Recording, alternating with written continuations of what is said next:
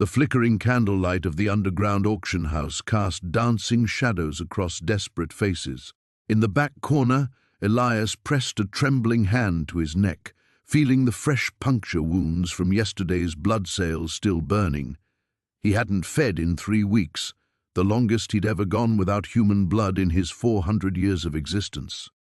On the auction block stood 2 terrified girls, sisters no older than 10 and 12, clutching each other's hands as potential buyers shouted numbers. Lord Blackwood, draped in velvet and gold, was determined to separate them, one for his estate, one for his factories. Elias's vision blurred from hunger, but his resolve hardened. These children reminded him of his own lost sister, taken centuries ago. The auctioneer's hammer rose for the final bid.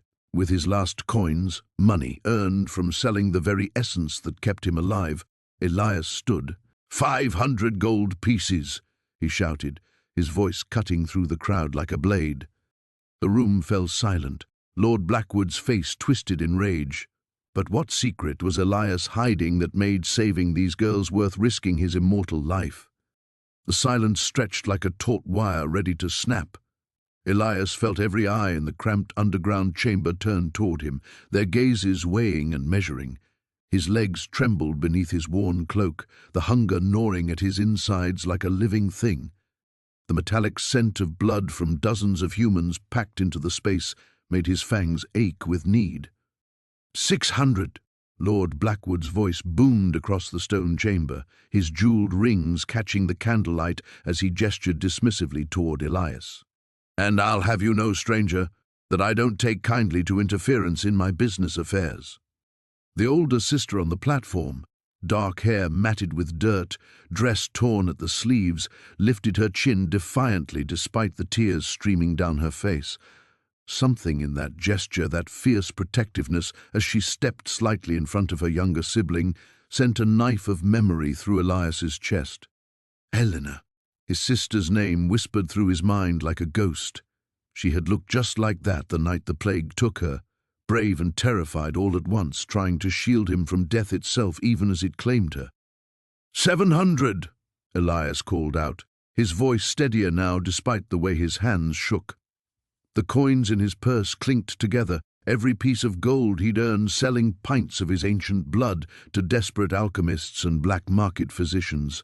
Blood that should have sustained him, kept his immortal form from crumbling into the dust it had avoided for centuries.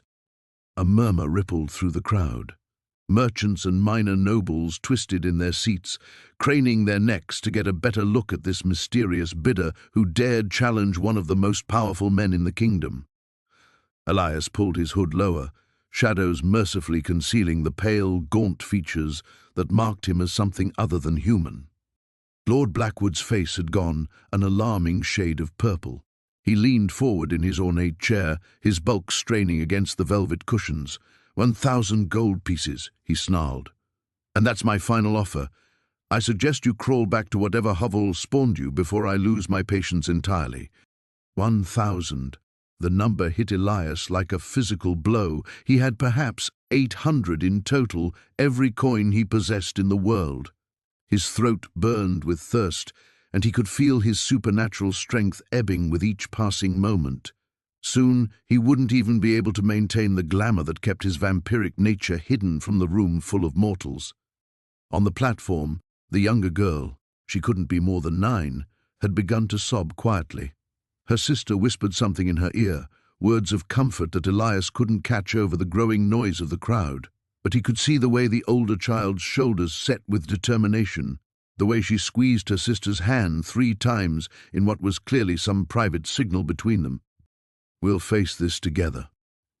He could almost hear Helena's voice from across the centuries, feel her small fingers intertwined with his as their world fell apart around them. Whatever happens, we stay together.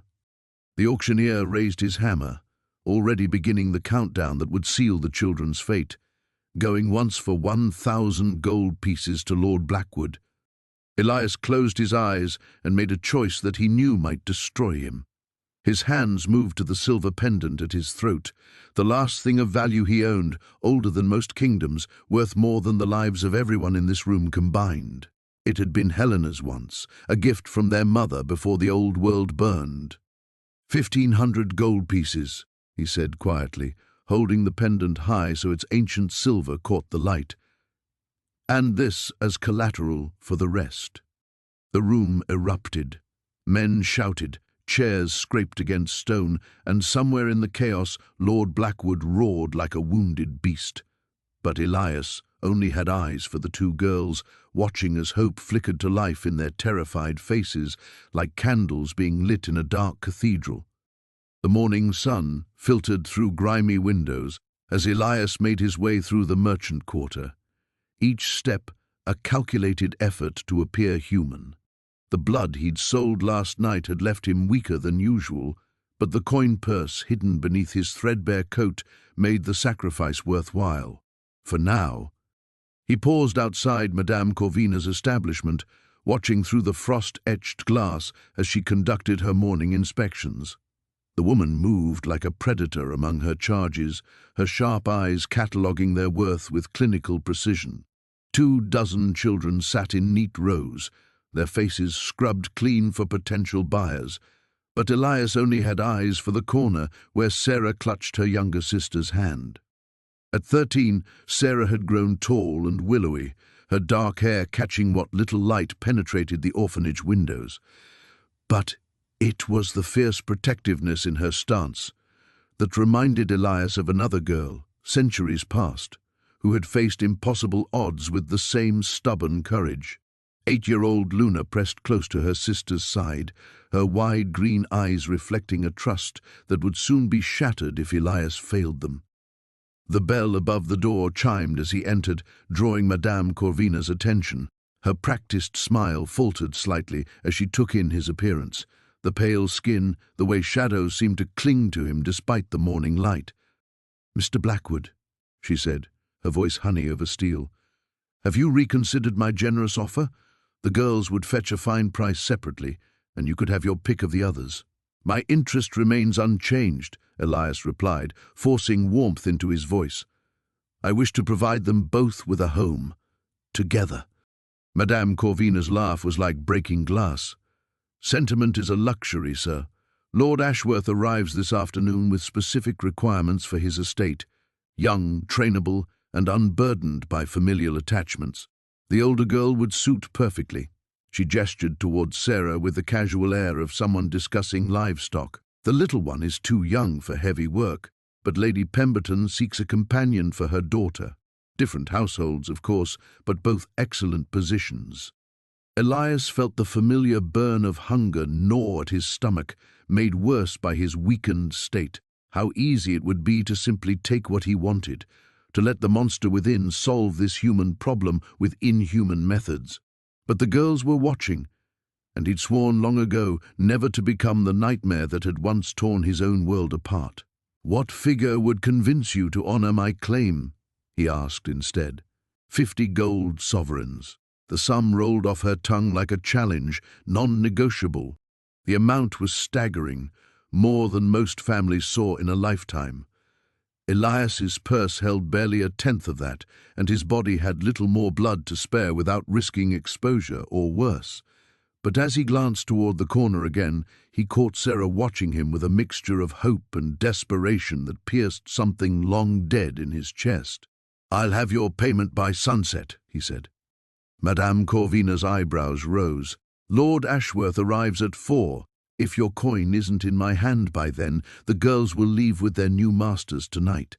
The finality in her tone left no room for negotiation.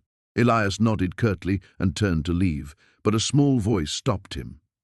"Please," Sarah called softly, then louder when he faced her. "Don't let them take Luna. I'll go anywhere, work any job, but she's all I have left." The raw anguish in her voice transported Elias back 3 centuries to another desperate plea he'd been too weak to answer.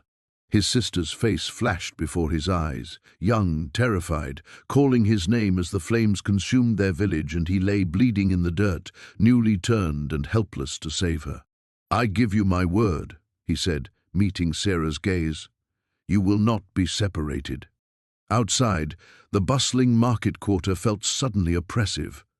Elias calculated rapidly as he walked. The underground would be stirring soon, and while his blood was valuable, selling enough to meet Madame Corvina's price would likely kill him. His kind could survive much, but even vampires had limits. The crimson auction house loomed ahead, its red-painted doors promising solutions to those desperate enough to pay the price. Inside, he knew, gathered the dregs of supernatural society, ancient vampires who sold memories along with blood, fae who traded years of their immortal lives, demons hawking fragments of their power, all of them fallen far from whatever grace they'd once possessed. But today, one of the desperate would be bidding against nobility itself. Elias paused at the threshold, feeling the weight of centuries pressing down on his shoulders. Behind those doors lay his only chance to save the girls, but success would demand sacrifices that might cost him everything he'd fought to preserve of his humanity. The clock tower chimed 11, 5 hours until Lord Ashworth arrived. He pushed open the crimson doors and stepped into the darkness beyond. The auction hall buzzed with an energy that made Lucian's skin crawl. Ornate chandeliers cast dancing shadows across faces he recognized from centuries past, some literally. The Countess Valdris caught his eye from across the room and offered a predatory smile that revealed teeth filed to points, a grotesque affectation among her kind. Baron Thorn stood near the velvet-draped platform, his massive frame draped in silk that couldn't disguise the brutality beneath. These were not people who collected children out of kindness. Lucian pulled his worn coat tighter and found a spot along the wall where the shadows were deepest. The vial of his blood felt impossibly heavy in his pocket, its contents representing his last week of meals. Without it, he'd have perhaps 3 days before the hunger became unbearable, a week before he started losing his grip on sanity. The auctioneer, a thin man with nervous hands, stepped onto the platform. "Ladies and gentlemen, welcome to tonight's special acquisition event. We begin with Lot 17. Skip the pleasantries, Millbrook." Baron Thorn's voice boomed across the hall. "Where are the girls?" Millbrook's Adam's apple bobbed. "Of course, Baron. Lot 23 and 24. He gestured toward a side door. "The Hartwell sisters." Lucian's dead heart attempted to beat as Maya and Sophie were led onto the platform. They wore matching grey dresses that had seen better decades, their faces scrubbed clean but unable to hide the exhaustion in their eyes. Maya kept her arm around Sophie's shoulders, whispering something that made the younger girl nod solemnly. "2 for the price of 1, someone called out, earning scattered laughter. Actually, Millbrook cleared his throat. "These are separate lots. The elder sister, Maya, age 16, trained in basic household duties and separate." Maya's voice cut through the murmur of the crowd. "No, you said we'd stay together. You promised—" Silence. The word cracked like a whip from Millbrook's lips. "As I was saying, Maya Hartwell, 16 years old, experienced in childcare and basic cooking. Bidding starts at 50 silver pieces." Lucian watched Maya's face crumple as understanding dawned. Sophie began to cry, a sound that seemed to echo off the marble walls like breaking glass. 50, called Countess Valdris, examining her painted nails with disinterest. 75, counted a man in midnight blue whom Lucian didn't recognize. The bidding continued, each number driving the sisters further apart. Maya tried to reach for Sophie, but the guard stepped between them. The sight of it, the casual cruelty, the reduction of love to commodity, ignited something in Lucian's chest that he'd thought long dead. 200 silver pieces. The words left his mouth before conscious thought could stop them. The hall fell silent, heads turning to locate the source of such an outrageous bid. Lucian stepped forward into the light, feeling every predatory gaze settle on his threadbare appearance. 200. Millbrook's voice climbed an octave. "For the elder girl alone. For both." Lucian's voice carried despite his frail appearance. 200 for both sisters together. Baron Thorn's laugh was like grinding stone. "The beggar speaks. Do you even have 200 silver pieces, dead man?" Lucian reached into his coat and withdrew the vial. Even across the hall, its contents seemed to pulse within a light. Several vampires in attendance drew sharp breaths. "Ancient blood," Lucian announced. 5 centuries of accumulated power, worth considerably more than 200 silver to the right buyer. The silence stretched taut as a bowstring. Countess Valdris rose from her seat, her nostrils flaring as she tested the air. "It's genuine," she breathed. "The power signature is extraordinary." 300. Baron Thorn's voice had lost its mocking tone. 300 silver for the vial alone. "Not for sale separately," Lucian replied. "This buys both girls, or nothing at all." The Baron took a step forward, his hand moving to the sword at his hip. "You're in no position to make demands, Ancient One. That blood could feed any of us for months. Why waste it on mortal children who'll be dead in the blink of an eye?" Lucian met his gaze steadily. "Because some things matter more than hunger." 400, Countess Valdris called out, rising to her feet. 400 silver pieces for your blood, and I'll even let you watch as I decide the girls' fates. No, the word came out harder than stone. Both girls go free together, or the vial stays with me. On the platform, Maya stared at him with wide eyes. She couldn't possibly understand what he was sacrificing, couldn't know that he was trading his survival for her sister's tears, but something in her expression, gratitude mixed with desperate hope, made the choice feel less like suicide and more like salvation. Millbrook looked between the bidders, clearly out of his depth. The rules don't typically allow for such conditional." 500. Baron Thorn's voice cut through the confusion like a blade.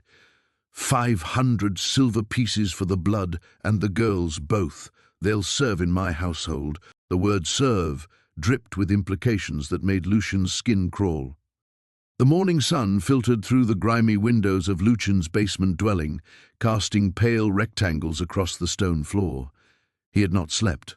Sleep was a luxury he could no longer afford, not with the auction looming in mere hours. Instead, he sat hunched over his makeshift desk, calculating and recalculating numbers that refused to add up in his favor.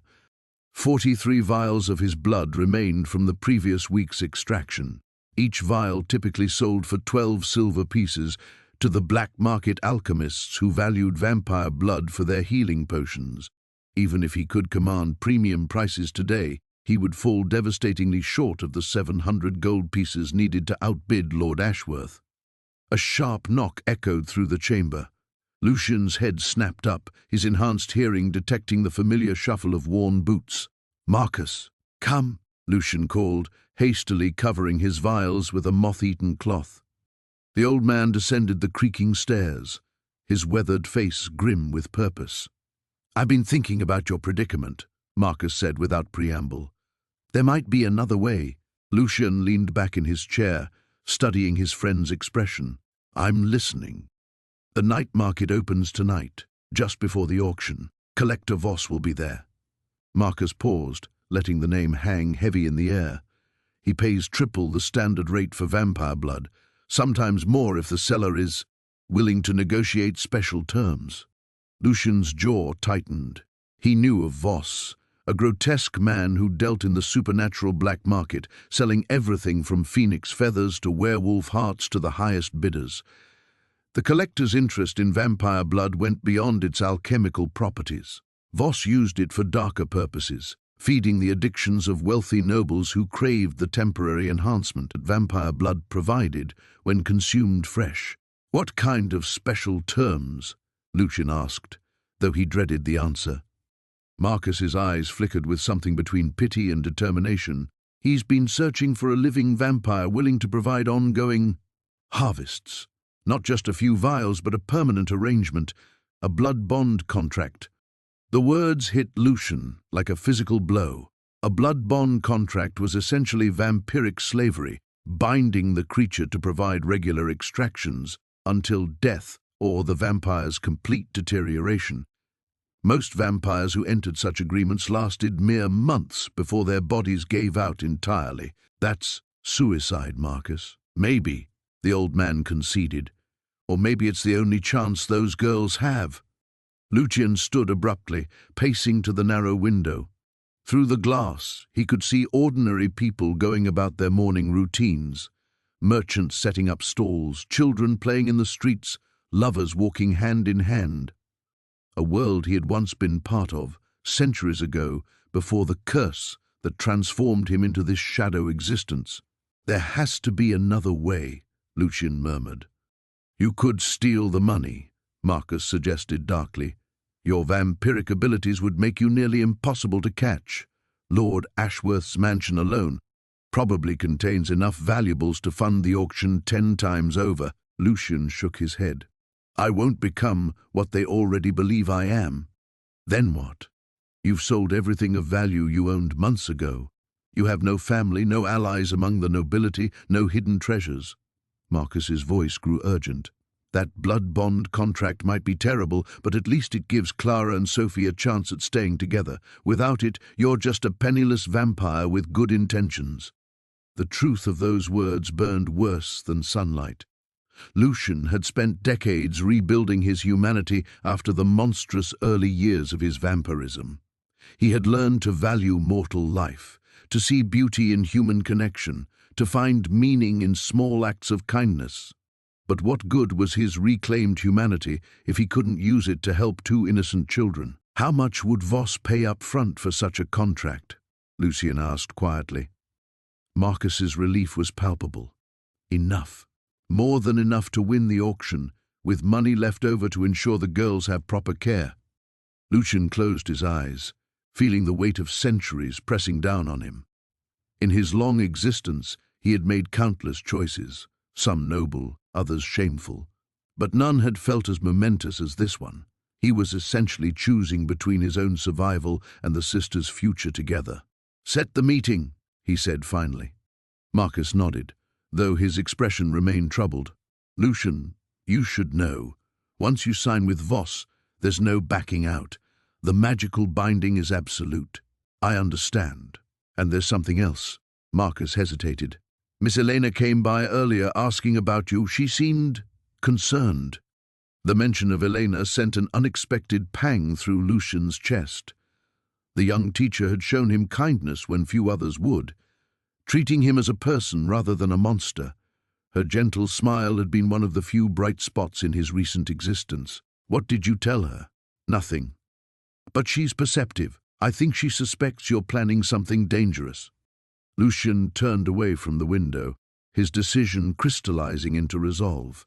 "Then I'd better move quickly before she tries to stop me." The morning sun filtered through grimy windows as Lysander made his way through the lower district's winding streets. Each step sent waves of weakness through his deteriorating frame, but he pressed on with grim determination. 3 days remained until the auction, and he needed every coin he could gather. The blood merchant's shop sat wedged between a pawnbroker and a seamstress, its painted sign barely legible after years of neglect. Inside, the familiar smell of copper and preservation salts hung heavy in the stale air.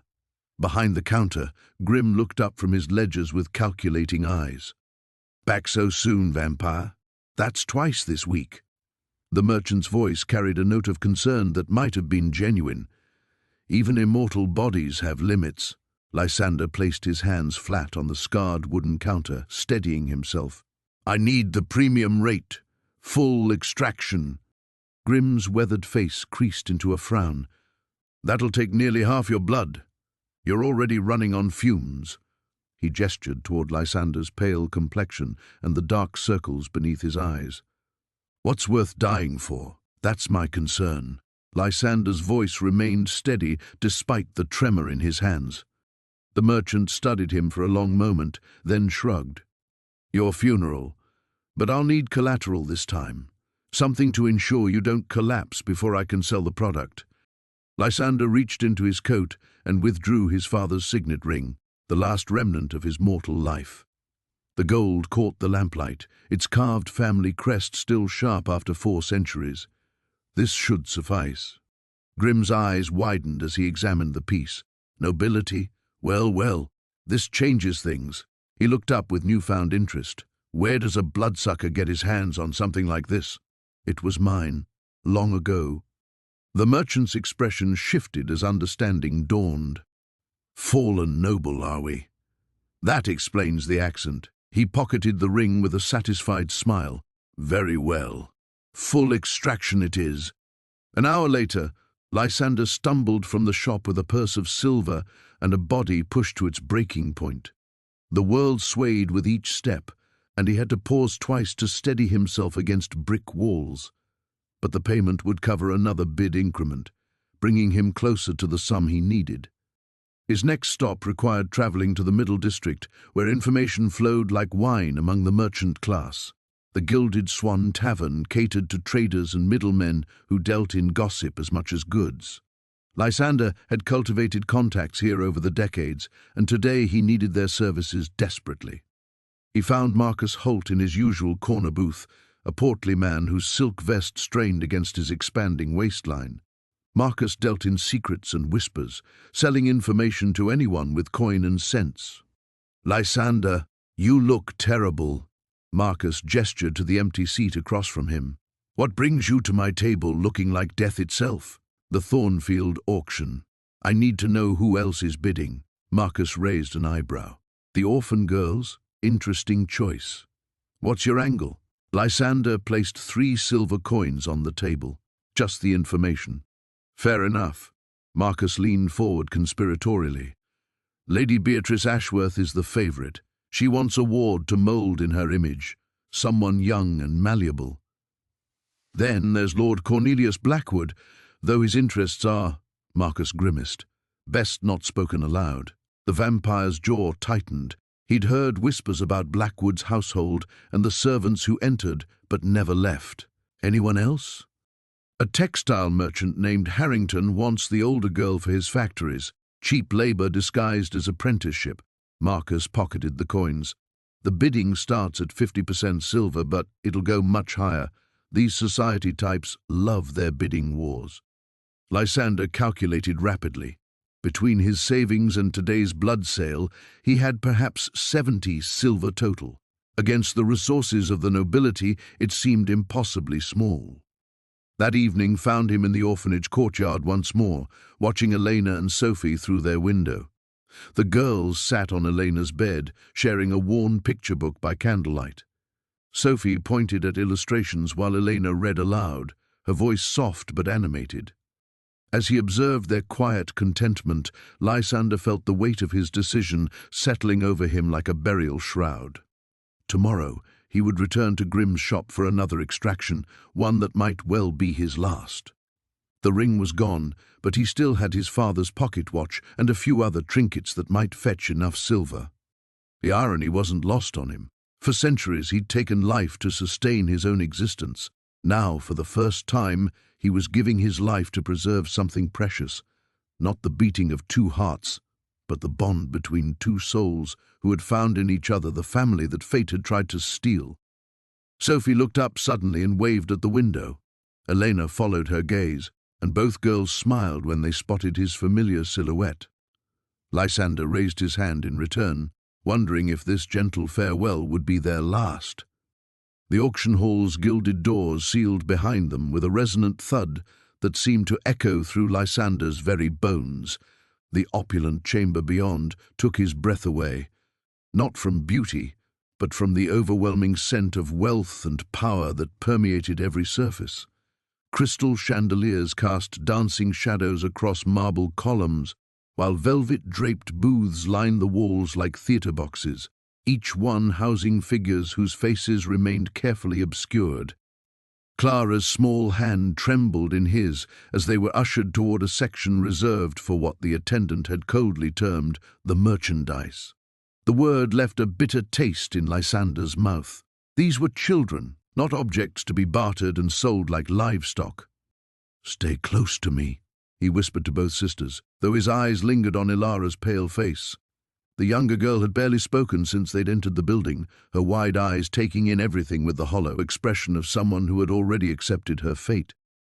Around them, other children sat in similar clusters, some alone, others in small groups that would likely be broken apart before the night's end. The sight stirred something primal in Lysander's chest, a protective fury that reminded him uncomfortably of hunts from centuries past. But this time, the predators wore silk and jewels instead of fangs.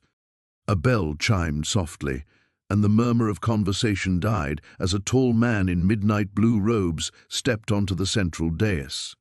His voice carried easily through the chamber, smooth as poisoned honey. "Welcome, esteemed patrons, to tonight's selection. As always, we begin with our finest offerings." He gestured toward a group of older children, teenagers whose beauty or particular skills would command the highest prices. Lot 1, Marcus, age 16, trained in swordplay and letters. Lysander tuned out the man's words, focusing instead on the faces in the shadowed booths. He could smell their excitement, their hunger for acquisition. Some leaned forward with the calculating expressions of those seeking laborers or servants. Others watched with appetites that made his dead heart clench with protective rage. The bidding moved swiftly through the older children.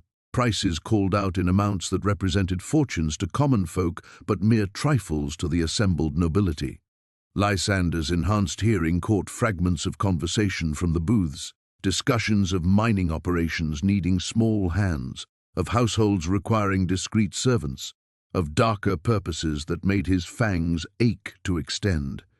"Lot 15, the auctioneer announced, and Lysander's attention snapped back to the dais. Sisters Clara and Ilara, ages 12 and 8, healthy, well-mannered, suitable for domestic service or... He paused meaningfully. Separate arrangements can be made for individual purchases. Clara's grip on his hand tightened to the point of pain. Beside her, Ilara finally looked up, tears streaming silently down her cheeks as she understood what was about to happen. "Bidding opens at 50 gold marks," the auctioneer continued. A voice from the shadows called out immediately, 50 for the older one alone. 60 for both came another bid, though something in the tone suggested the bidder's interest lay primarily with one sister. Lysander's throat constricted. He had to bid now, had to enter this terrible game, but once he spoke, there would be no turning back. The small pouch hidden beneath his coat contained every coin he possessed, along with the jewelry he'd been saving to trade for blood. If he spent it here, he would have nothing left to sustain himself. The bidding climbed steadily, 70, 80, 90 gold marks. Each increase felt like another nail in the coffin of Lysander's hopes. He had perhaps 60 marks total, nowhere near enough to compete seriously. 100 marks for the younger girl. A new voice called from a booth draped in black silk. Something about the speaker's tone made Lysander's skin crawl. 1 to 10 for both, he heard himself saying before conscious thought could stop him. The hall fell silent for a moment, attention turning toward their section. Lysander stood slowly, acutely aware of how shabby his appearance must seem compared to the finery surrounding them. But there was something about his bearing, perhaps some echo of the predator he truly was, that made several bidders shift uncomfortably. 120 for the pair came a counter-bid. 130, Lysander replied, his voice steady despite the panic clawing at his chest. He was already beyond his means, gambling on desperation alone. The black silk booth spoke again. 200 for the young one. She has particular qualities that interest me. The word sent ice through Lysander's veins. He understood now what kind of monster lurked behind those curtains, and every instinct screamed that he could not let Ilara fall into those hands. 300, he called out, the words ripping from his throat like a physical wound. For both sisters, together, the silence stretched endlessly. Then, slowly, the auctioneer's gavel began to rise. The blood bank's fluorescent lights cast harsh shadows across Lucian's gaunt face as he stared at the vial in his trembling hands. 300 milliliters of his own essence, dark and potent, worth more than most humans earned in a month.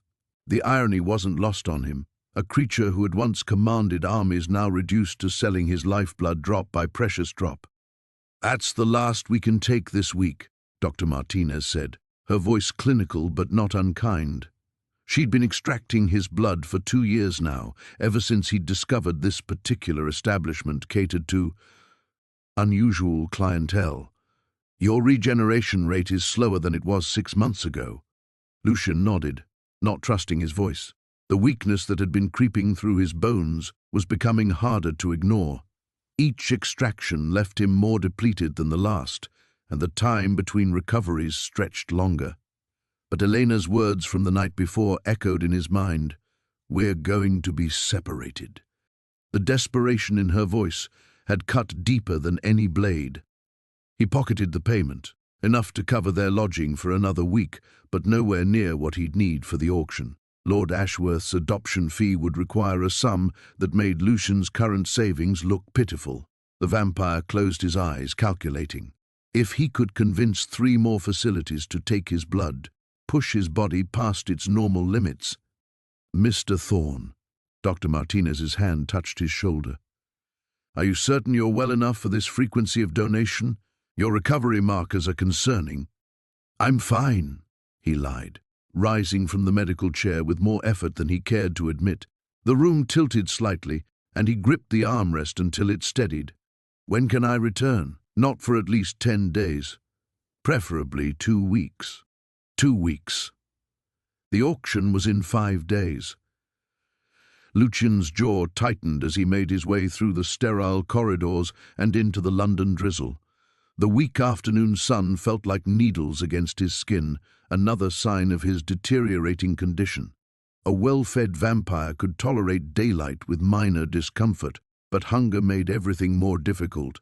Light, sound, the simple act of maintaining his human facade. He ducked into an alley and pulled out his phone, scrolling through contacts he'd hoped never to use again. Names from decades past, creatures who existed in the shadows between the human world and the supernatural underground. Each represented a different form of desperation. The first call went to Victor, a werewolf who ran an underground fighting ring. "Lucian Thorne," the gravelly voice answered before he could speak. "Heard you've fallen on hard times. I need work, something that pays well and quickly." A dark chuckle. "Still too proud for the easy jobs, I imagine. But there's a situation brewing in Brighton. Rogue vampire causing problems for the local pack. They're offering 50,000 for a clean resolution." 50,000. It was a fortune, but Lucian knew the catch. Hunting his own kind while weakened would be suicide. "What else do you have?" "Nothing else pays nearly that well on such short notice. Face it, old friend, you're not exactly prime employment material these days." The call ended with bitter laughter ringing in Lucian's ears. He tried 2 more contacts with similar results. The supernatural community had a keen sense for weakness, and word of his decline had clearly spread. As twilight approached, he found himself walking through the park where he'd first encountered Maya and Elena. The bench where Maya had been reading sat empty, autumn leaves scattered across its weathered wood. He remembered the trust in her eyes when she'd accepted his coat, the fierce protectiveness in Elena's stance. They deserved better than the cards fate had dealt them. His phone buzzed with a text from Elena. "Maya's fever is worse. The hostel wants to call social services if she doesn't see a doctor soon." Lucian's hands clenched into fists. Every instinct screamed at him to go to them, but what could he offer? More empty promises? More delays while bureaucrats decided their fate? A new message appeared, this one from an unknown number. "Heard you're in the market for quick money. Meet me at the Crimson Rose tonight. Come alone, a friend." The Crimson Rose was a club that catered to London's vampire elite, the kind of establishment Lucian had once frequented when he still had status to maintain. Now, walking through its opulent doors felt like returning to a life that no longer fit. The bouncer's eyes widened in recognition, then pity, before waving him through. The club's interior hadn't changed. Red velvet and dark wood, the scent of expensive blood mixed with champagne. But Lucian felt the stairs following him, whispers trailing in his wake. He was a curiosity now, a fallen prince among predators. In a corner booth sat a figure he hadn't seen in 50 years. Lady Catherine Blackwood, her porcelain features unchanged by time, smiled as he approached. Her greeting was silk over steel. "Hello, Lucian. Ready to discuss just how desperate you've become?" The carriage wheels clattered against cobblestone as Elias guided the borrowed conveyance through the winding streets toward the orphanage. Beside him, Clara clutched a worn cloth doll, while Sophie pressed her face to the window, watching the familiar buildings of her childhood fade into twilight shadows. "Will we have our own rooms?"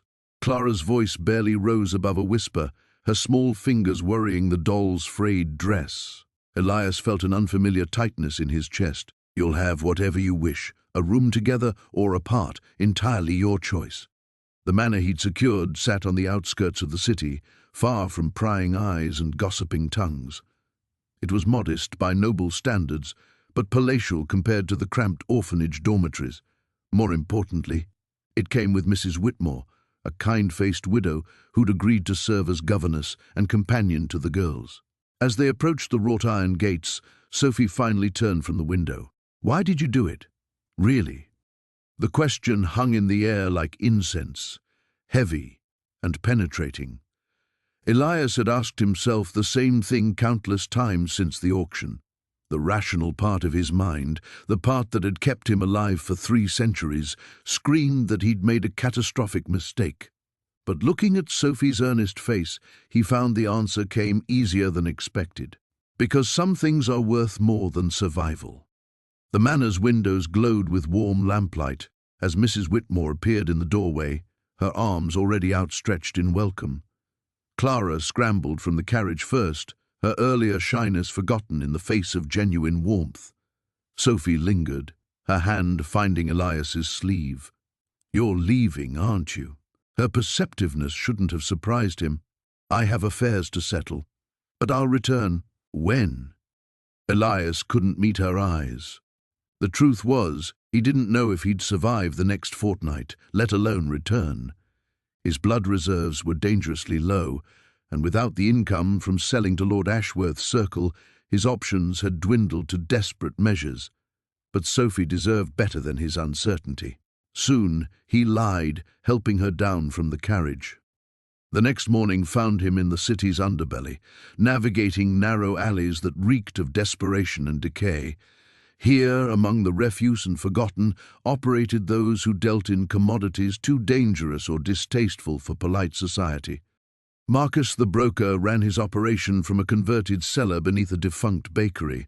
The man's greasy smile faltered when Elias descended the rickety stairs, his supernatural presence setting every criminal instinct on edge.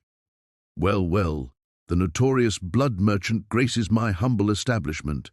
Marcus leaned back in his chair, fingers drumming against a ledger book. "Word is you've fallen on hard times. I need buyers. Discreet ones. Discretion costs extra in my line of work." Marcus's eyes glittered with avarice. "Especially when the merchandise is as unique as yours." Elias placed a vial of his blood on the scarred wooden table. Even in the dim light, it seemed to pulse with otherworldly energy. "Name your price." The negotiations were swift and brutal. Marcus's clients operated in shadows deeper than even Elias cared to explore. Desperate nobles with debts to supernatural entities, occultists seeking power, occasionally something worse. The prices were lower than what he'd commanded in legitimate circles, but the volume would be higher. "Weekly deliveries," Marcus concluded, sliding a contract across the table. 50 vials minimum. Miss a delivery, and my associates get creative about collection methods." Elias signed without reading the terms. 50 vials weekly would drain him faster than ever before, leaving him weak and vulnerable, but it would generate enough coin to maintain the manor, pay Mrs. Whitmore's wages, and ensure the sisters never wanted for anything. As he climbed back into daylight, a familiar figure waited by the alley's mouth. Lady Catherine Ashworth stood poised against her carriage, her emerald travelling dress a stark contrast to the squalid surroundings. "Lord Ashworth sends his regards," she said, her voice carrying notes of sympathy Elias hadn't expected. "And his thanks, for what?" Those girls would have been separated, likely sold to different corners of the kingdom. You gave them something precious, each other. Catherine stepped closer, lowering her voice. He also wanted you to know that should you ever reconsider your stance on exclusive arrangements, his door remains open. The offer was tempting, desperately so. But Elias had seen the hunger in Ashworth's eyes during the auction, the possessive way he'd spoken of acquiring the sisters.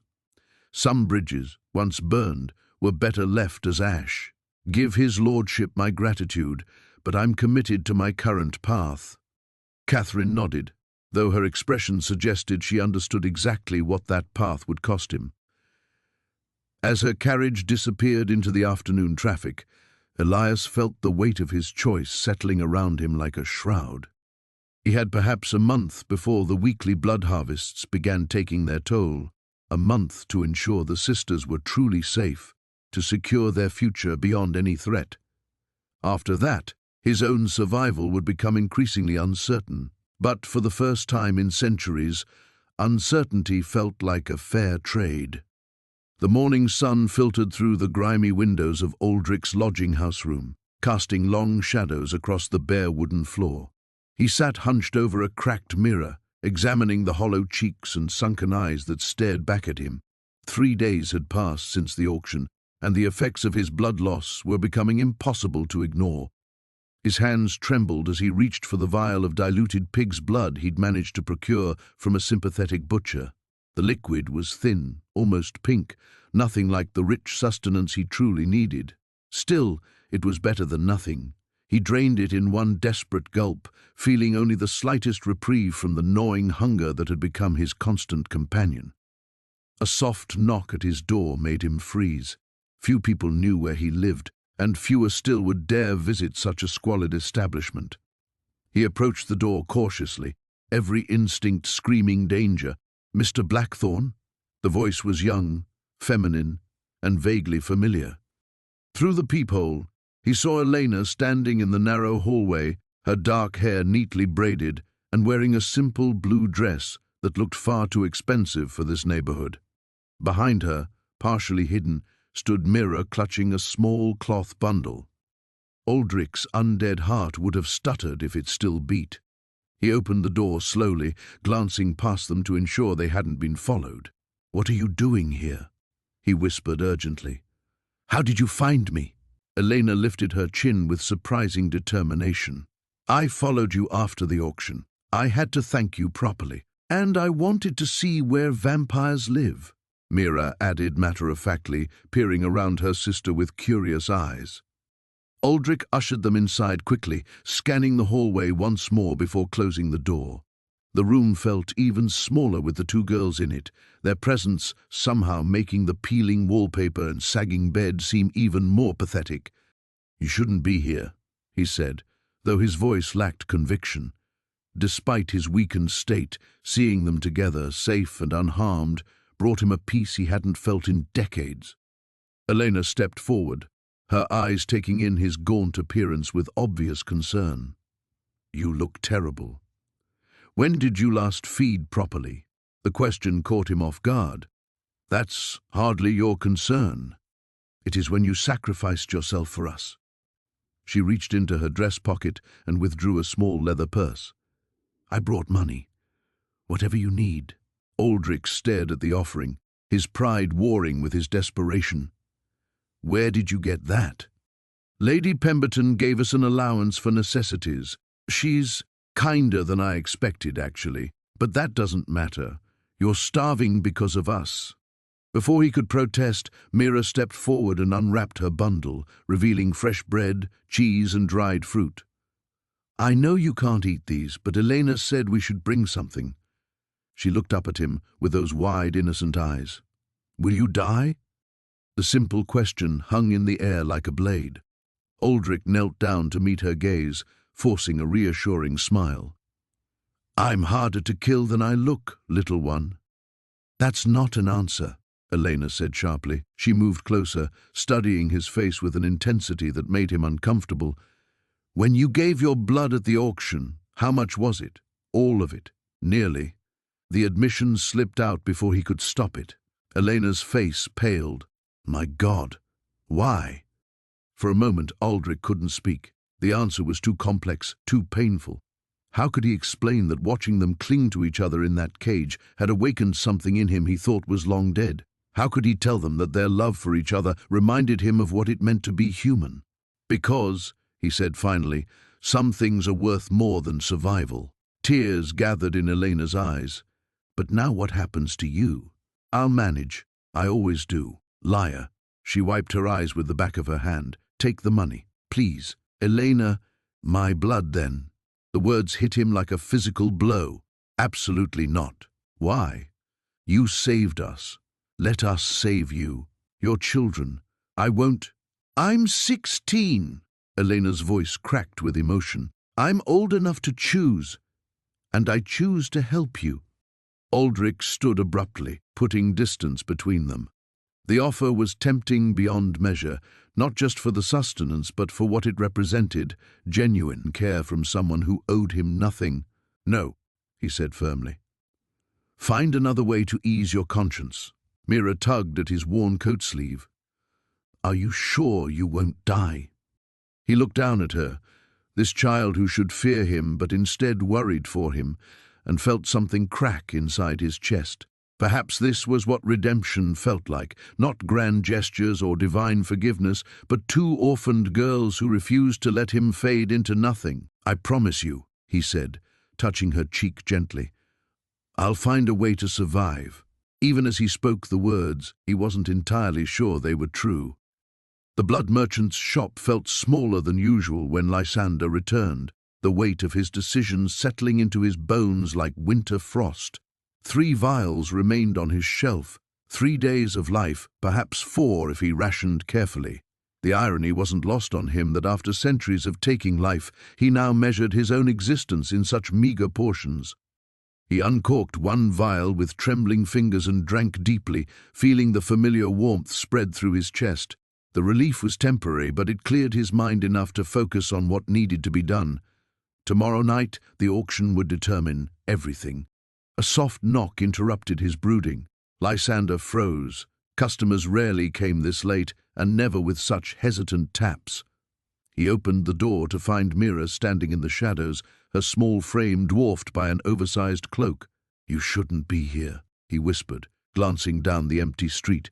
If Blackthorn's people see you, I had to come.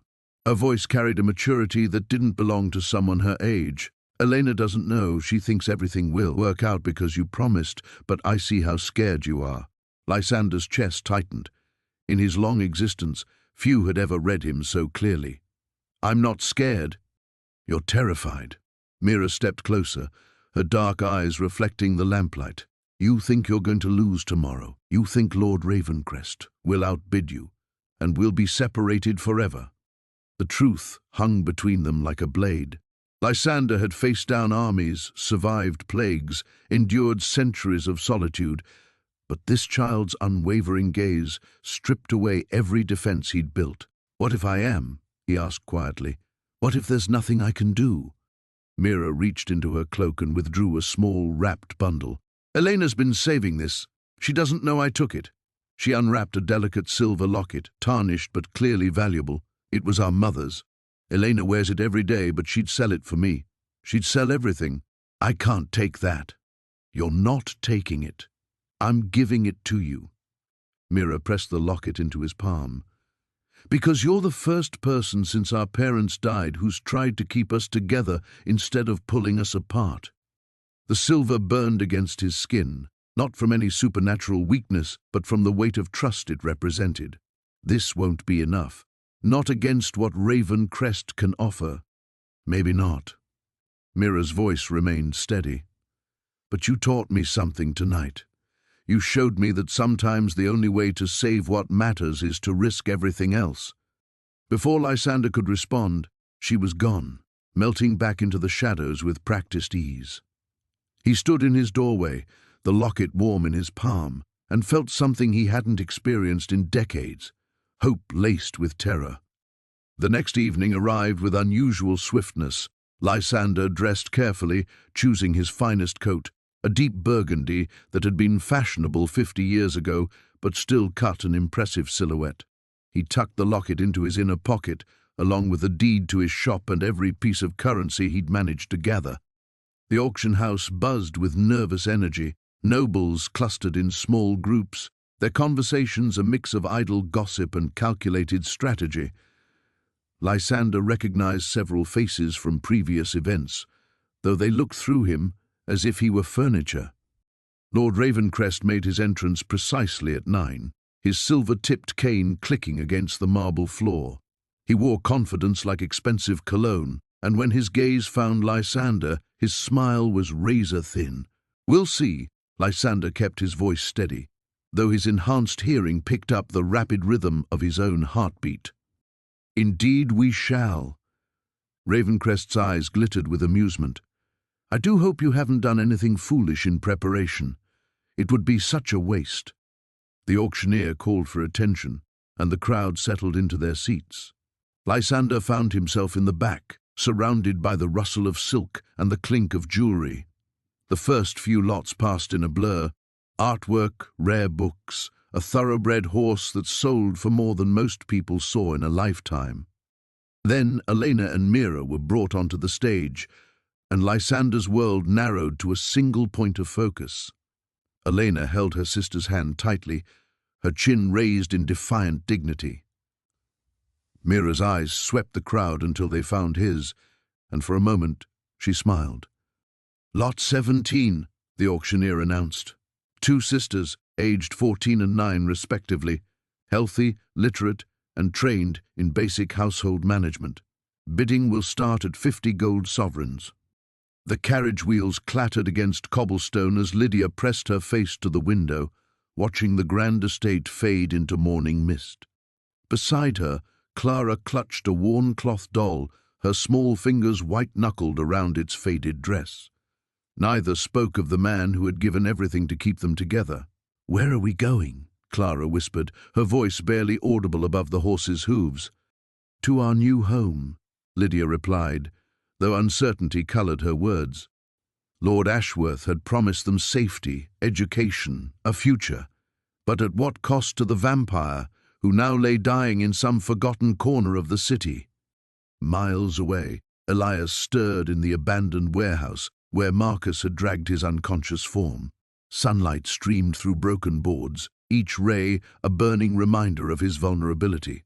His body screamed for sustenance, for the very blood he had sold to purchase the sisters' freedom.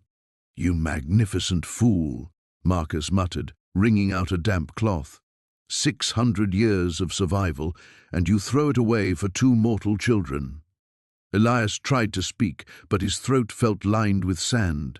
The blood hunger gnawed at him like a living thing, demanding satisfaction his empty coffers could never provide.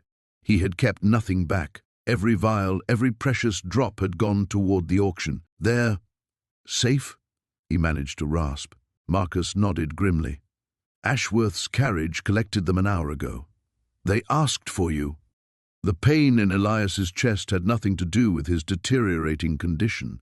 He closed his eyes, remembering Clara's shy smile when he'd brought her ribbons for her hair, Lydia's fierce determination as she'd practiced her letters by candlelight. They would have better now. Proper tutors, warm beds, full bellies. They would never know the streets again. "There might be a way," Marcus said slowly, his ancient features creased with reluctance. Elias forced his eyes open. "No, you don't even know what I was going to say. I know you well enough. Whatever scheme you're concocting, it involves compromising everything I've tried to build." Marcus leaned forward, his voice dropping to an urgent whisper.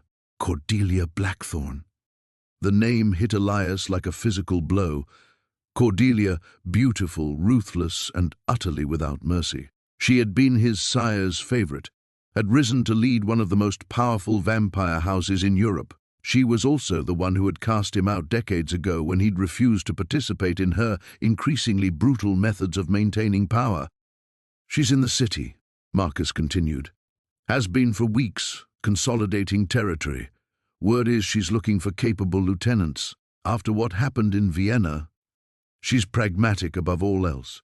You were always her most effective hunter, Elias. before you develop that inconvenient conscience. The warehouse fell silent except for the distant sounds of the waking city. Elias knew what Marcus was suggesting, a return to the darkness he'd spent decades trying to escape.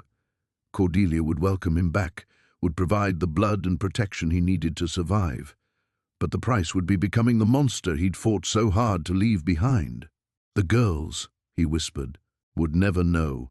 They're with Ashworth now, beyond your reach regardless. This is about your survival. Through the broken roof, Elias could see morning clouds gathering. Soon the sun would climb higher, and these meager shadows would offer no protection.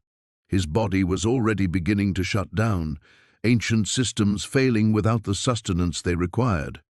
He thought of Lydia's laugh, bright and clear as church bells, of Clara's small hand trustingly placed in his as they'd walked through the market. They had called him Uncle Elias, had brought light into his darkness without even knowing it. "If I do this," he said slowly, "if I go to her, I become someone else, someone who could never have saved them in the first place." Marcus was quiet for a long moment. Sometimes we must become monsters to protect the things we love. And sometimes becoming a monster means there's nothing left worth protecting. Outside, the city continued its relentless pace. Merchants hawked their wares, children played in narrow alleys, life flowed on without pause. Somewhere in that maze of humanity, two little girls were beginning a new chapter, free from the shadows that had threatened to separate them forever. Elias closed his eyes and felt something like peace settle over him. He had made his choice at the auction, had traded his future for theirs. The man who had sold his blood to survive had found something more valuable than survival itself. "Send word to Ashworth," he whispered.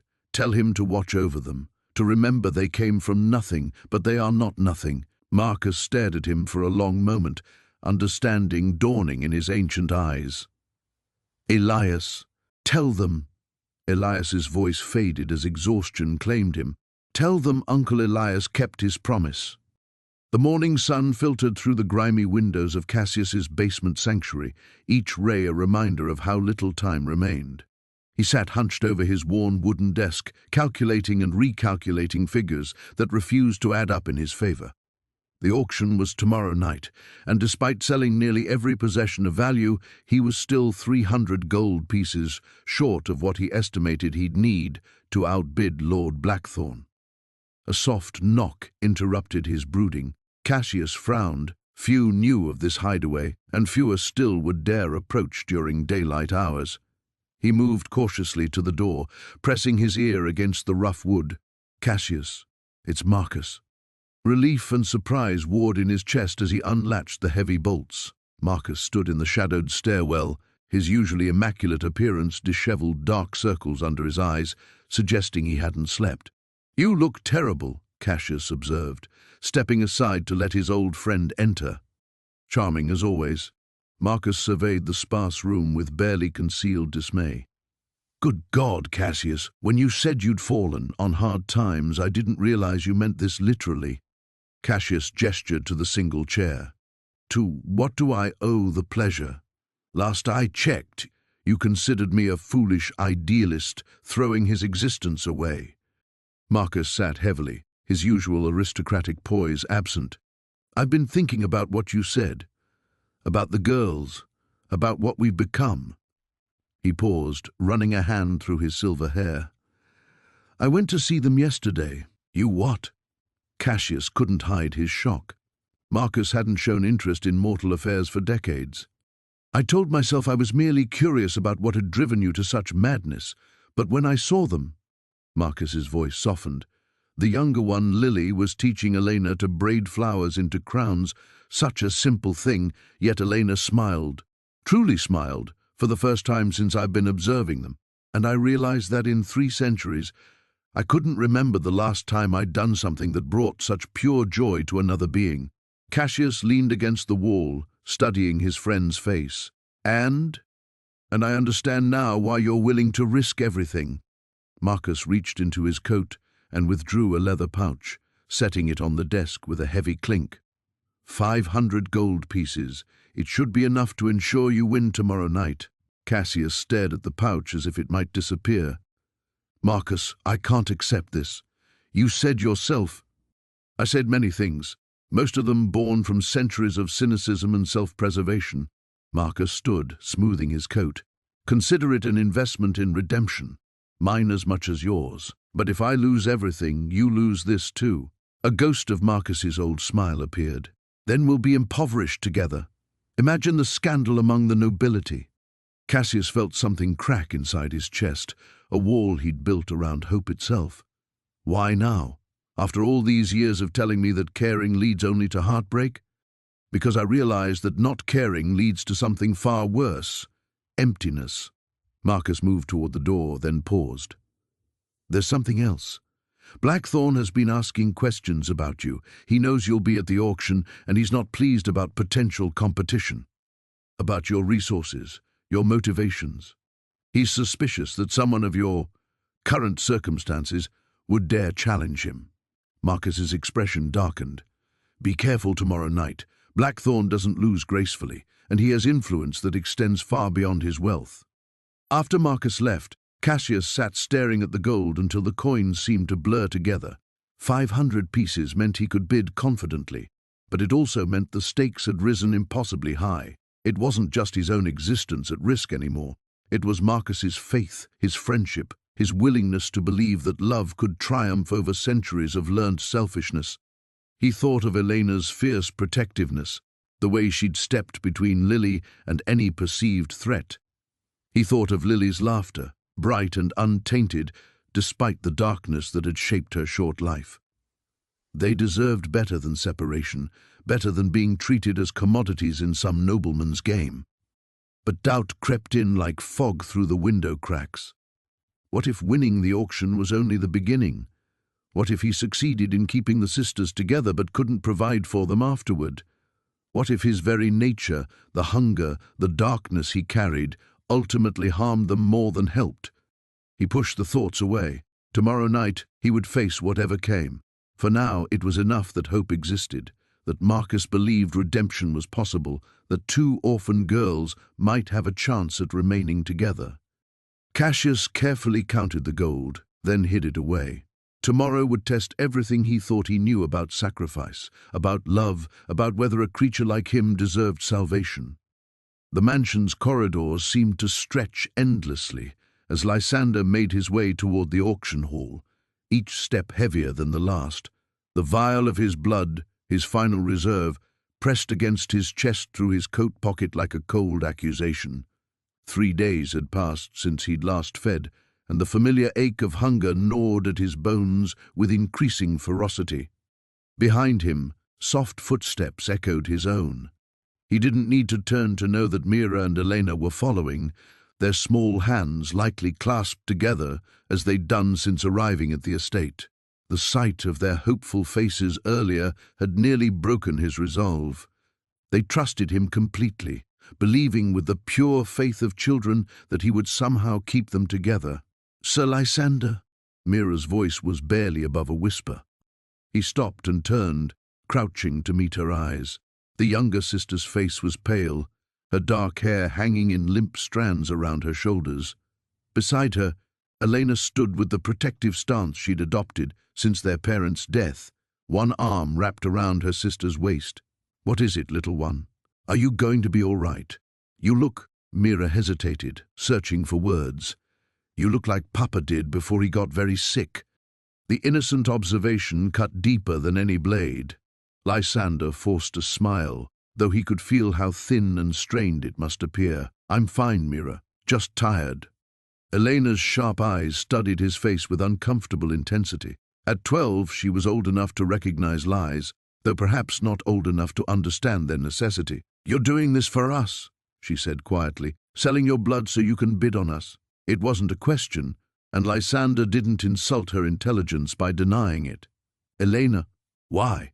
Her voice cracked with emotion. "We're nobody, just orphans from the lower quarter. Why would you risk yourself for us?" The question hung in the air between them, heavy with implications Lysander wasn't sure he could articulate. How could he explain that their fierce love for each other reminded him of something he'd lost centuries ago? that their determination to stay together had awakened something in his long-dead heart he'd thought buried forever. "Because," he said finally, reaching out to touch Elena's cheek, "everyone deserves to be loved, and you two love each other with a purity I've rarely seen in my very long life." Tears gathered in Elena's eyes, but she blinked them back stubbornly. "If you die because of us—" "I won't die." The lie came easily, practiced from decades of self-deception. "I've survived far worse than a little hunger." But even as he spoke the words, Lysander could feel his strength ebbing. The vial in his pocket represented more than just money. It was his lifeline, his emergency reserve for the darkest moments. Without it, without the means to purchase more blood from the underground markets, he would have perhaps a week before the hunger drove him to madness. A week before he became the monster he'd spent centuries trying not to be. The sound of voices drifted from the auction hall ahead, punctuated by the sharp crack of the auctioneer's gavel. Other lots were being sold. Paintings, jewelry, rare books.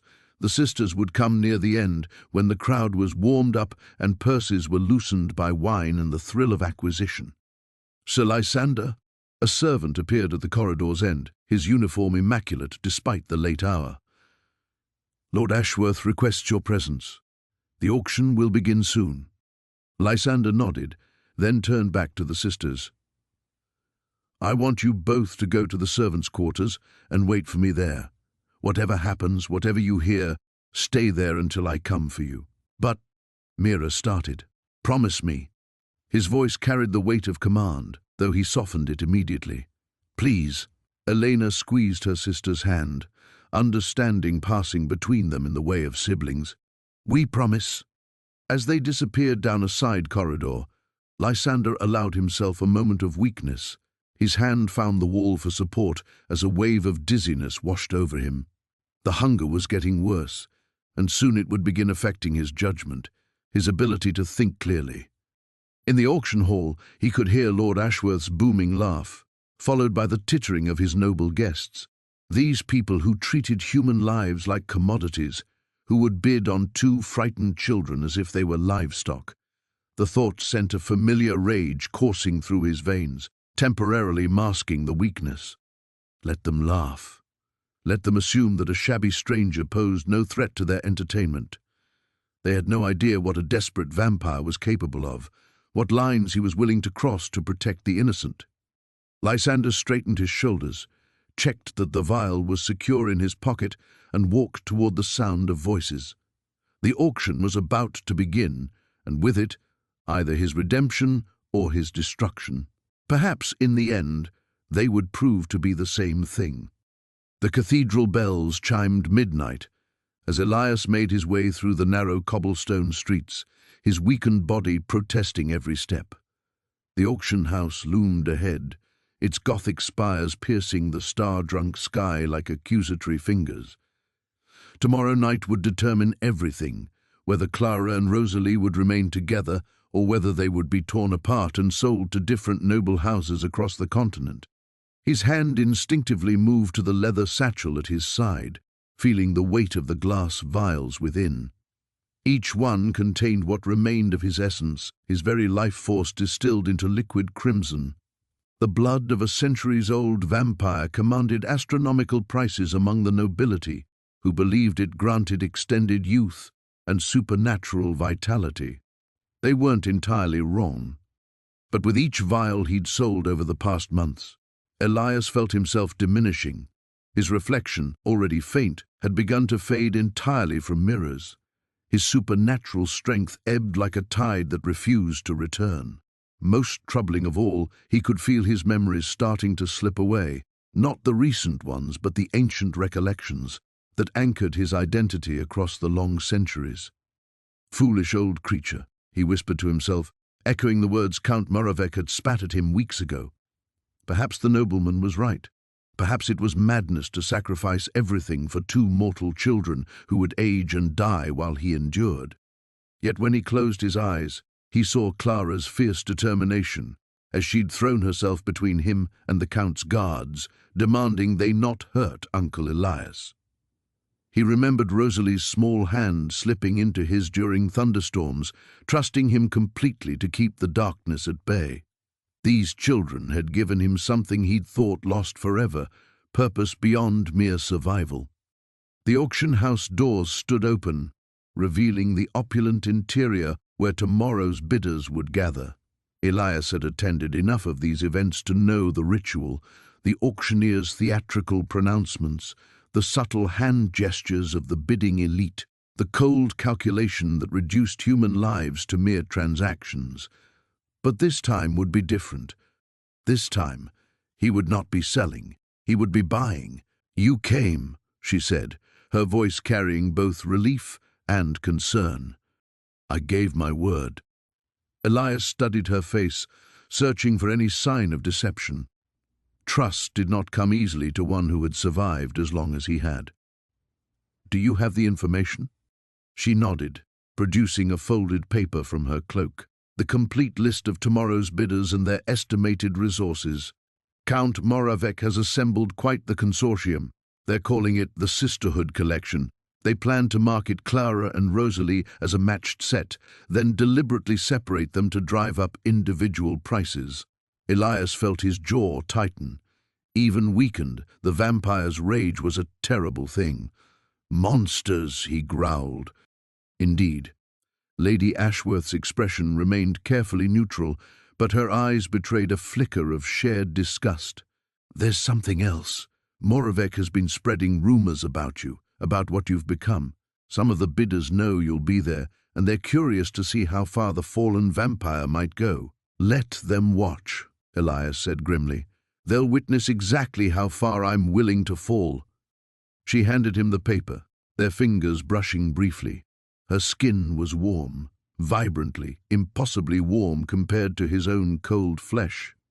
For a moment he remembered what it felt like to be near life, instead of merely observing it from the shadows. "Why are you helping me?" he asked suddenly. "What do you gain from this alliance?" Lady Ashworth was quiet for a long moment, her gaze fixed on the cathedral spires in the distance.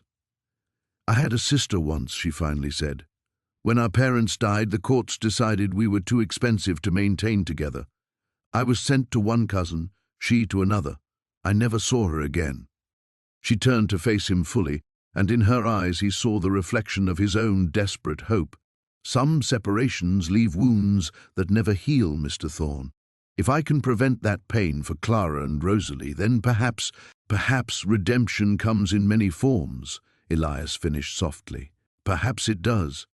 They stood in companionable silence as the cathedral bells marked the quarter hour. Tomorrow would bring the ultimate test, not just of Elias's remaining resources, but of his willingness to sacrifice everything for love. He thought of the children, probably asleep now in their small room at the orphanage, unaware that their entire future hung in the balance. "Until tomorrow night, then," Lady Ashworth said, melting back into the shadows with practiced ease. Elias remained alone in the moonlight, clutching the list of his adversaries, feeling his ancient heart beat its uncertain rhythm against his ribs. The morning sun cast pale shadows through the grimy windows of the abandoned warehouse where Lucien had taken refuge. His body trembled with a weakness that ran deeper than mere hunger. It was the bone, deep exhaustion of a creature whose very essence was slowly draining away. The auction had been 3 days ago, and he hadn't fed since before then. The gold coins he'd won sat untouched in a leather pouch beside him, their weight meaningless against the growing certainty that he was dying. Footsteps echoed in the empty space, light and hurried. Lucien's enhanced hearing caught the rhythm immediately, 2 sets of small feet, moving in the particular pattern he'd come to know so well. His eyes snapped open as Mira and Elena appeared in the doorway, their faces etched with worry. "We brought you something," Mira said, rushing forward with a bundle wrapped in clean cloth. "Mrs. Henley from the bakery gave us day-old bread, and we saved you half." Elena hung back, her perceptive gaze taking in his pallor, the way his hands shook. "You're sick," she whispered. Lucien attempted to sit straighter, to present some semblance of strength, but the effort left him breathless. "I'm fine, little ones. You shouldn't be here." It's not safe for you to wander the streets alone. It's not safe for you either, Mira countered, kneeling beside him. She unwrapped the bread with careful fingers as if it were precious as gold. When did you last eat? The innocent question cut through him like silver. How could he explain that bread would not sustain him, that what he needed was not food but life itself, flowing warm and vital through human veins? The irony was not lost on him. He who had spent decades selling his own blood to survive now found himself too weak to hunt, too noble to prey upon the innocent. I've been busy, he said finally, accepting the bread, though it would do nothing for him. Making arrangements. There's a family outside the city who's agreed to take you both in. A farmer and his wife who lost their own children to fever. They have room in their hearts and their home. Elena stepped closer, her dark eyes reflecting wisdom beyond her years. What about you? I have my own path to follow. That's not an answer, Mira said firmly. We want to stay with you. Lucian's heart, which he'd thought long dead, seemed to crack. In his centuries of existence, no one had ever chosen him. No one had ever wanted to stay. He'd been monster, predator, commodity, but never family. Never beloved. You don't understand, he whispered. I can't give you the life you deserve. You need stability, safety, a proper home with people who can... People who can what? Elena interrupted. Love us? You already do that. The simple truth of her words nearly undid him. Love. Yes. Somehow, impossibly, that's what this feeling was. This fierce protectiveness, this willingness to sacrifice everything for their well-being, this ache at the thought of their absence. Love. But love wouldn't change what he was. Love wouldn't make him human. Elena's right, Mira said, settling cross-legged beside him with a determined air of someone preparing for a long argument. We know you're different. We've always known. Lucian's blood ran cold. What do you mean? You never eat when we do, Elena said, sitting on his other side. You're always cold, even in summer. And your eyes, they change color when you're upset. We saw you talking to that blood merchant once, Mira added quietly. We followed you, even though we knew we shouldn't. We saw you sell something to him from a little vial. The confession hung in the air between them. Lucian waited for the fear, the revulsion, the inevitable backing away. Instead, Elena reached for his hand with her small one. We don't care what you are, she said simply. You saved us. You gave everything you had so we could stay together. That makes you good, no matter what else you might be. Tears he hadn't shed in centuries burned at the corners of Lucian's eyes. You don't understand the danger. There's danger everywhere, Mira interrupted. At least with you, we're not afraid. You protect us. But I'm dying, he said, the words torn from somewhere deep inside him. I can't protect anyone anymore. I can barely protect myself. The sisters exchanged a look that spoke of some wordless communication. Then we'll protect you, Elena said, with the fierce conviction only a child could muster. We'll figure it out together, Mira agreed. Families do that, don't they? They take care of each other. Family. The words settled around Lucian like a warm blanket, foreign but desperately welcome. Perhaps there was still time. Perhaps love could work miracles even for the damned. Perhaps it wasn't too late to choose hope over survival. The marble steps of the auction house felt like ascending to his own execution.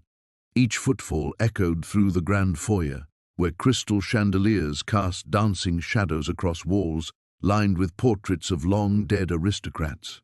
Their painted eyes seemed to follow him, judging the audacity of a creature like him daring to enter their sanctified halls.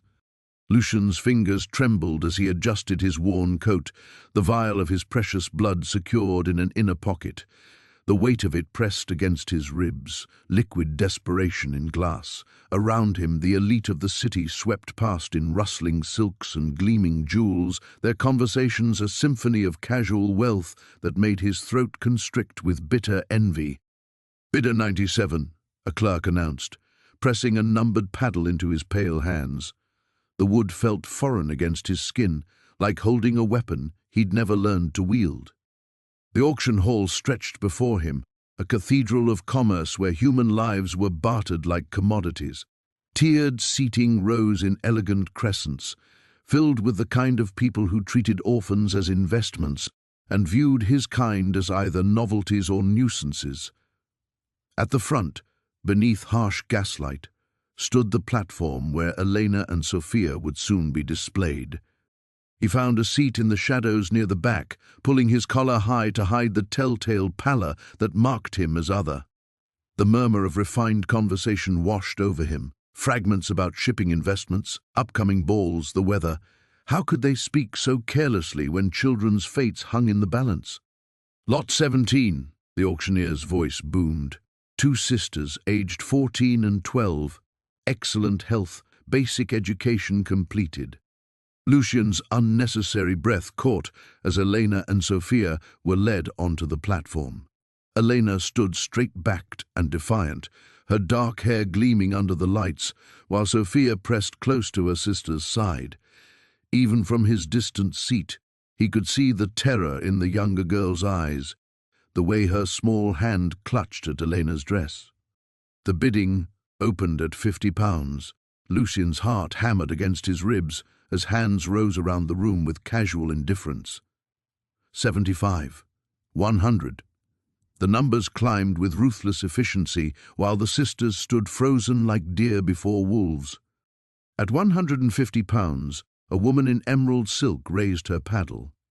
"The younger one will make an excellent lady's maid," she commented to her companion, "though I've no use for the elder." The words hit Lucian like physical blows. They meant to separate them. After everything Elena and Sophia had endured, losing their parents, struggling on the streets, clinging to each other as their only remaining family, these monsters would tear them apart for convenience. "Do I hear 160? The auctioneer's gaze swept the room. Lucian's paddle rose before conscious thought could stop it. Every face in his vicinity turned toward him, curiosity and disdain written in their expressions. A vampire at a human auction was theatre enough, but one bold enough to bid? 160 from the gentleman in the back, the auctioneer called, his voice carrying a note of surprised amusement. The woman in emerald silk turned fully to stare at him, her lips curling with distaste. 170, she announced, her voice sharp with irritation. 180. Lucian's own voice sounded foreign to his ears, steadier than his racing pulse had any right to allow. Murmurs rippled through the crowd. On the platform, Elena's eyes found his through the sea of faces. Recognition flickered there. He'd been watching over them from shadows for weeks, leaving food, ensuring their safety as best he could from a distance. Her chin lifted slightly, hope blooming in her expression. 200. The emerald woman's bid cracked like a whip. Lucian closed his eyes briefly, calculating. The vial in his coat would fetch perhaps 210, maybe 220 if he found the right buyer among the city's underground physicians. But that assumed someone would purchase it tonight, and that he could complete the transaction before the auction ended. 210, he called, his voice carrying across the suddenly hushed hall. The woman's face flushed with anger. 230. The numbers were spiraling beyond his reach. Panic clawed at his throat as he watched years of careful survival crumble in real time. The blood he'd hoarded, drop by precious drop, suddenly seemed pathetically inadequate against the casual wealth arrayed against him. 250. The woman's voice dripped triumph. Lucian stared at his paddle, mind racing through impossible calculations. He could offer himself as collateral, promise future payments from blood sales. But who would accept the word of a vampire? His kind were known for many things, but fiscal responsibility wasn't among them.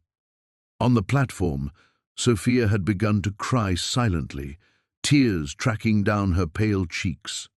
Elena wrapped protective arms around her sister, whispering comfort that couldn't mask the resignation settling into her young features. The auctioneer raised his gavel. "Going once at £250. The auction house had never felt so suffocating.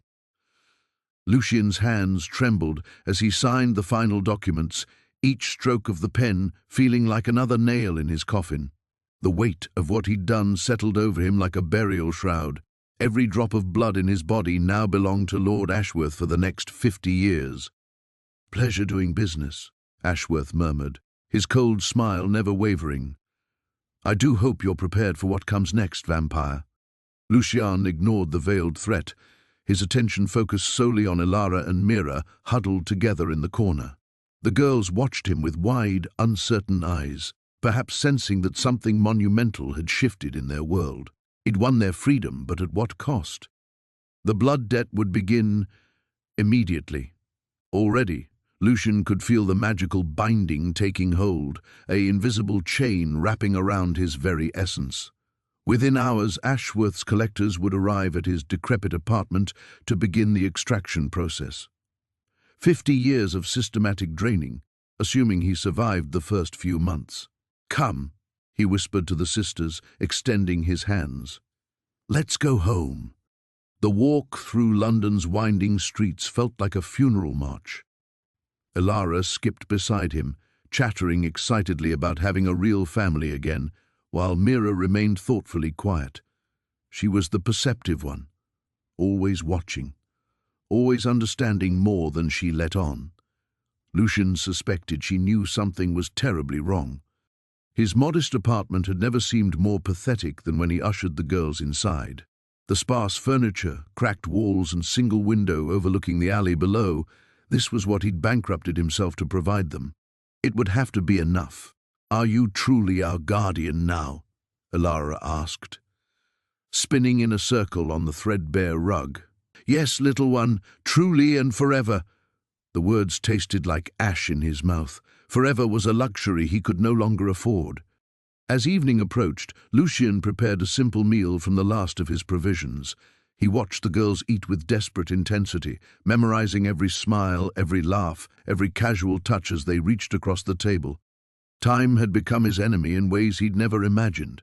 "Lucian," Mira said quietly, as he tucked them into the narrow bed they would share, "you look different, scared." He knelt beside her, brushing a strand of dark hair from her face. "Sometimes grown-ups have to make difficult choices, little mouse. But I want you to remember something. Whatever happens, you and Ilara must stay together.